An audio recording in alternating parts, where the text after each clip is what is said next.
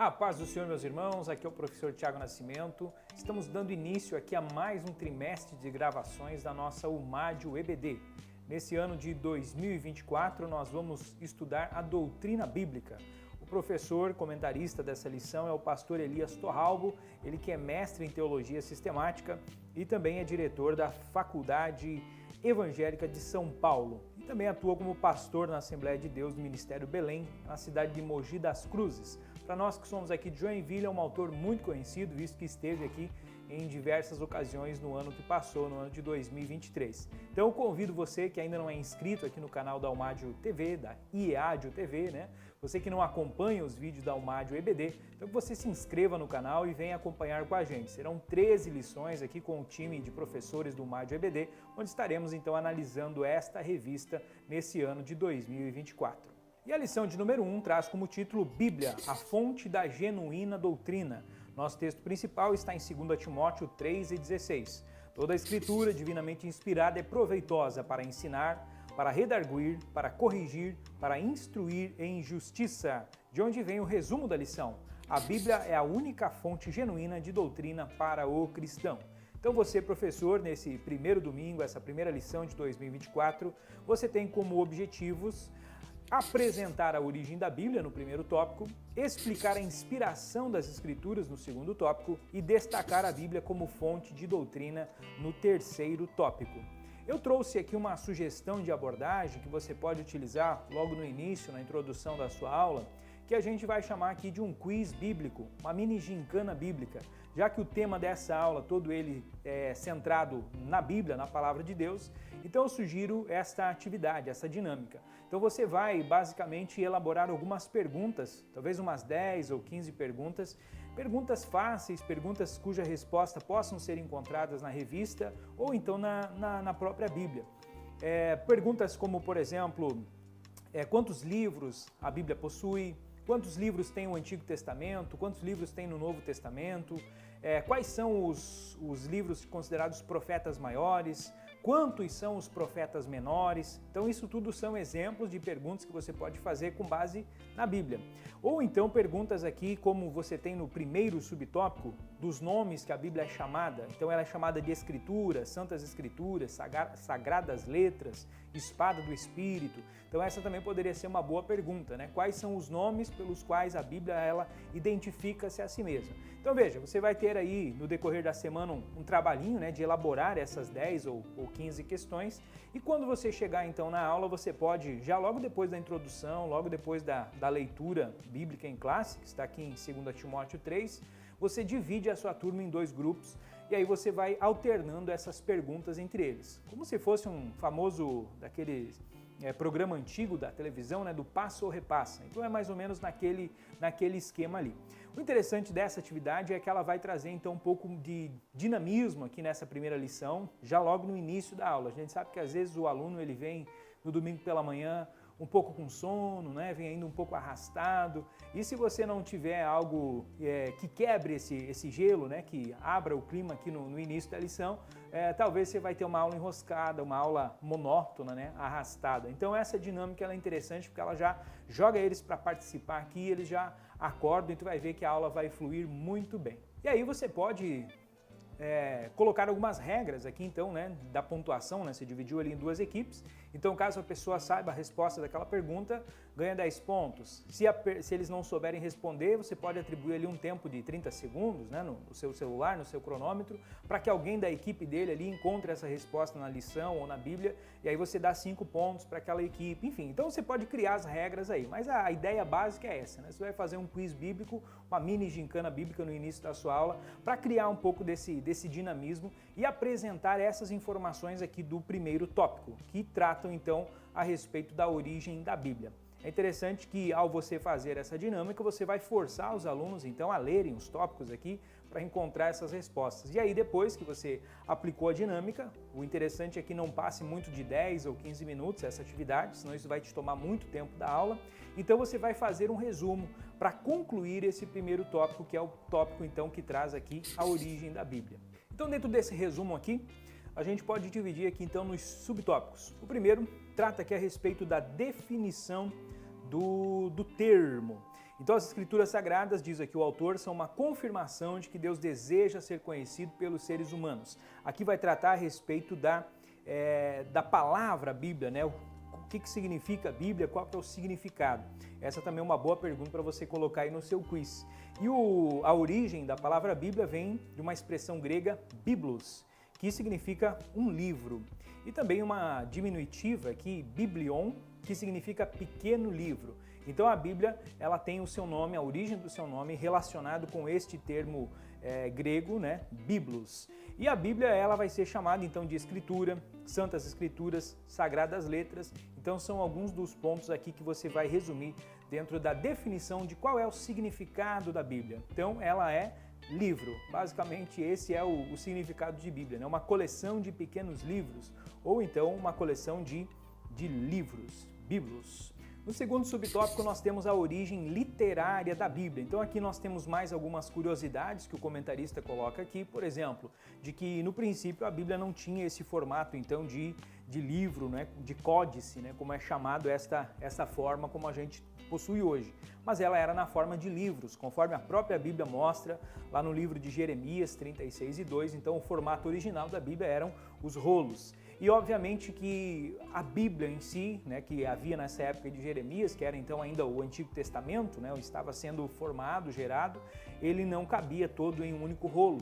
Então esses rolos eles eram organizados, né, diversos rolos para formar essa coleção então que eles chamavam então aqui de escritura, de sagradas escrituras. Na época de Jesus da mesma forma, então ainda estava nessa versão de rolo, e uma prova disso é quando nós vemos Jesus, o Evangelho de Lucas nos traz, quando ele vai até a sinagoga e ele abre o rolo onde estava o profeta Isaías. Então havia um rolo para os profetas. Então não era essa divisão que nós temos hoje dos livros, né, com os nomes que eles possuem hoje.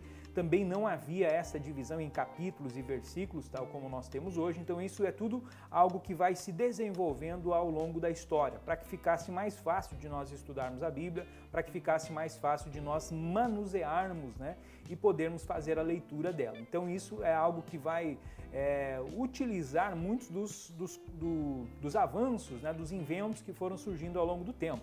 Então lá no século II os chineses vão criar o papel, e isso já vai ser um certo avanço, né, em relação ao pergaminho, à pele de animais, né, que era utilizada para os rolos. Depois, no século XV, vai surgir o senhor Johannes Gutenberg, e ele vai criar a tipografia, né, vai criar aqui a manufatura, podemos dizer assim, de livros, né? E aí os livros vão poder então deixar de ser manuscritos e passam a ser manufaturados com esta invenção então do senhor Gutenberg, que era a imprensa, né? A imprensa dos tipos móveis criada por ele. Então tudo isso a Bíblia foi se aproveitando dessas inovações tecnológicas para que ela chegasse até nós. E hoje nós todos possuímos aqui um celular, né? E a Bíblia também já está no celular. Então, Bíblias em meio digital, né, também já são muito comuns hoje na atualidade. Então, veja que a mensagem da Bíblia não mudou, mas o formato dela foi sofrendo muitas alterações com o passar do tempo. E isso é algo natural, né? Todas as coisas elas vão evoluindo com o passar do tempo. Mas o que importa é que a mensagem bíblica continua a mesma. A eficácia da Bíblia em salvar o perdido, em salvar o pecador, não mudou. E no último subtópico do primeiro tópico, a origem da Bíblia Sagrada. Nesse subtópico, o autor vai tratar aqui a respeito do cânon. Então aqui você tem uma palavra que talvez você vá ter de fazer uma referência aí, talvez o seu jovem não saiba o significado, inclusive pode ser uma das palavras utilizadas aí no quiz inicial, né? Qual o significado de cânon? E a resposta que o autor traz aqui na lição é que cânon quer dizer junco, cana ou vara de medir. Então uma referência aqui a uma regra, uma norma, né? Que seria algo prático, né? E comparativo. Então o cânon bíblico nada mais é do que uma espécie de padrão, de norma, a qual alguns livros eles foram considerados canônicos, porque eles passaram nessa regra, entraram por dentro desse padrão, e alguns livros foram considerados deuterocanônicos, né, fora do cânone bíblico, ou ainda uma palavra que é utilizada para se referir a esses livros apócrifos, né? Então este termo cânon bíblico está envolvido com essas questões dos livros canônicos e dos livros apócrifos. Então é importante que você saiba definir, né, exatamente o que levou aqui um livro a ser considerado canônico, a fazer parte da Bíblia ou não. E a resposta disso está nesse terceiro subtópico, quando o nosso comentarista, pastor Elias Torralbo, ele elenca aqui 4 critérios que são utilizados para dizer aqui então se um livro ele é digno de estar dentro da Bíblia ou não. O primeiro é que esse livro ele precisa ser escrito por alguém próximo aos apóstolos ou um profeta levantado por Deus, como seria no caso do Antigo Testamento, mas tratando aqui de Novo Testamento, ele ou foi escrito por um apóstolo ou por um dos discípulos dos apóstolos. Quando nós olhamos para os evangelhos, nós temos isso. Todos os 4 evangelhos são considerados canônicos. Primeiro, porque Mateus foi escrito por um apóstolo, o Levi Mateus. O Evangelho de Marcos foi escrito por Marcos, que era um discípulo do apóstolo Pedro. Então poderíamos até dizer que é um Evangelho de Pedro, né? Mas escrito pelo seu discípulo Marcos. Lucas era um apóstolo, aliás, um discípulo de Paulo, né? E Paulo é um apóstolo aos gentios. E o Evangelho de João é João, o discípulo amado, que foi também apóstolo de Cristo. Então veja, dentro do primeiro critério, os 4 evangelhos passam nesse critério. Por isso eles, com a vara de medir, com o cânon, né, eles passam nesse critério e eles avançam. Então para o segundo critério aqui, qual que é o critério? O conteúdo deles deve ser coerente com os ensinos da igreja, com os ensinos do restante da Bíblia. Então ele não pode entrar em contradição.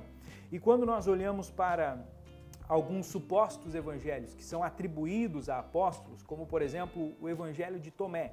Este evangelho, ele, primeiro, não há comprovação de que ele tenha sido escrito por Tomé, então por isso a gente na teologia coloca ele como um evangelho pseudoepígrafo, ou pseudoepigráfico, né? Que ele é o quê? É um escritor falso. Então você coloca o nome de Tomé para dar mais credibilidade para ele, mas não há comprovação de que foi de fato Tomé quem escreveu esse evangelho.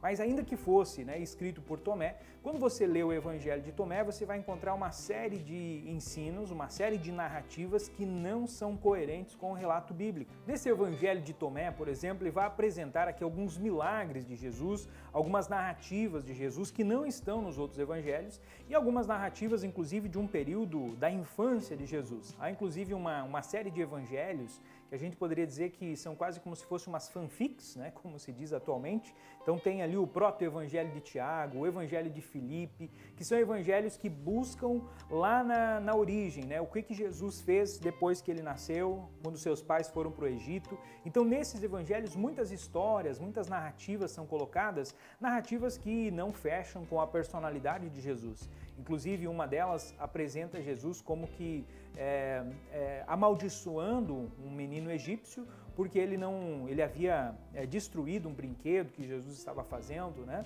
E aí Jesus teria amaldiçoado esse menino e ele secou e morreu imediatamente. Então eu não vejo e ninguém percebe algo que Jesus faria isso, né? No seu futuro, ele sendo Deus, né? Deus encarnado jamais teria uma atitude, uma prática dessa.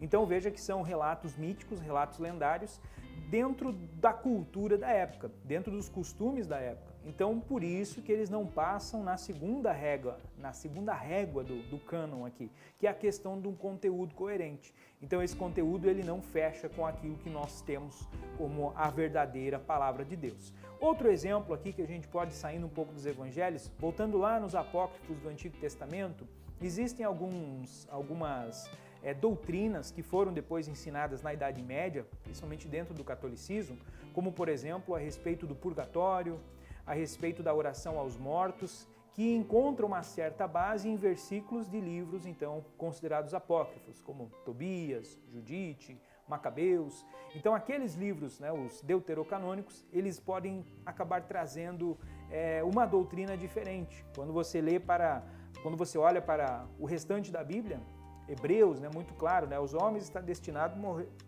morrer uma única vez, vindo depois disso o juízo. Então ali não há essa questão de um purgatório, não há ali uma questão de que após a morte ainda pode haver uma oração que vai reduzir ou mudar o destino dessa pessoa. Então veja que são doutrinas que estão nesses livros e que acabam se afastando daquilo que é considerado correto, da ortodoxia bíblica. Então essa é uma régua importante, um critério importante aqui para que um livro seja considerado canônico ou não. E um terceiro ponto que o nosso comentarista coloca é que esses livros eles deveriam ser conhecidos e reconhecidos na igreja. Então há por aí, principalmente entre os céticos, os ateus, eles dizem que a Bíblia é um produto do Concílio de Nicéia. A Bíblia foi feita pelo Constantino. Quando Constantino se converteu, aquele imperador romano, ele teria feito a Bíblia da forma como ele quis. E a grande verdade é que Constantino não tinha todo esse poder ou esse conhecimento para fazer isso. E a grande verdade é que esses livros que foram reconhecidos pelos concílios, tanto de Nicéia como os posteriores, eles foram apenas um reconhecimento, eles não foram impostos para a igreja. Então todas as cartas de Paulo já estavam circulando entre as igrejas, as pessoas sabiam que eram escritos do apóstolo Paulo, haviam sido edificadas com aquelas palavras, então eles aceitavam aquilo como algo escriturístico, como algo inspirado por Deus. Por isso que aquilo passou a ser considerado canônico. Então o que o concílio fez? Ele simplesmente reconheceu aquilo que a igreja já estava de uso corrente, utilizando aquilo como um escrito canônico. O próprio apóstolo Pedro, na sua segunda epístola, ele coloca a respeito disso, dos escritos de Paulo, colocando no mesmo patamar da escritura do Antigo Testamento. Então veja que havia já esse consenso entre os apóstolos, entre os primeiros cristãos. E o que os concílios fizeram, ao decretar alguns como canônicos e outros como heréticos ou apócrifos, foi justamente reconhecer. É mais ou menos como acontece hoje dentro do ministério. Então uma pessoa que esteja aí exercendo uma função, um cargo de diácono ou de auxiliar, daqui a pouco ele pode ser alçado ao patamar de presbítero, ele pode ascender ao presbitério. Mas não vai ser algo assim, a partir de agora ele passa a exercer funções de presbítero. Não, o que a igreja geralmente faz é reconhecer algum irmão que mesmo sendo um diácono ou auxiliar, ele já está exercendo dentro da congregação, aos olhos do povo e também aos olhos de Deus e do ministério, da liderança, ele já está fazendo funções de presbítero, que seria ali a questão do ensino, talvez, a direção da igreja, enfim, ele já está exercendo aquilo. Então o que o ministério faz? Ele reconhece a chamada daquele presbítero, colocando ele então dentro da função ali do presbitério, ungindo ele como um presbítero. Mas não é algo que seja criado a partir dali. O diácono, o auxiliar, da mesma forma. E assim é também então com os livros canônicos. O cânone é a régua pela qual você passa os livros. E aqueles que já são então reconhecidos, que têm um conteúdo coerente e que foram de fato escritos por pessoas as quais Deus inspirou, então esses acabam então sendo aceitos e passam a fazer parte da Bíblia. Agora um detalhe importante é que esse cânone ele já está fechado. Então Apocalipse ele é o último livro da Bíblia, tanto na questão de estar colocado ali no final da Bíblia, como também cronologicamente. Então ele vai ser escrito ali por volta do ano 90 depois de Cristo, e a partir dele então não houve mais nenhum livro que foi tido como canônico, de aceitação universal, de aceitação global. Então pode-se dizer que a partir dali então o cânone ele foi fechado. Isso, porém, não quer dizer que Deus não continue falando, que Deus não continue inspirando pessoas a escrever, a pregar, a ensinar. Então, hoje ainda o Espírito Santo continua agindo. O Espírito Santo não está preso, de forma que ele não possa falar. Mas aquilo que Deus tinha para falar, a mensagem principal do Evangelho já foi falada, já está na Bíblia. Então agora outras literaturas, outros livros, eles podem ajudar a aclarar alguns pensamentos, eles podem ser de fato iluminados pelo Espírito Santo, mas nem por isso nós vamos colocar eles dentro da Bíblia como que tendo uma aceitação 100% de canonicidade, Então, é preciso diferenciar essa questão de livros canônicos, de livros inspirados, autores inspirados, autores iluminados.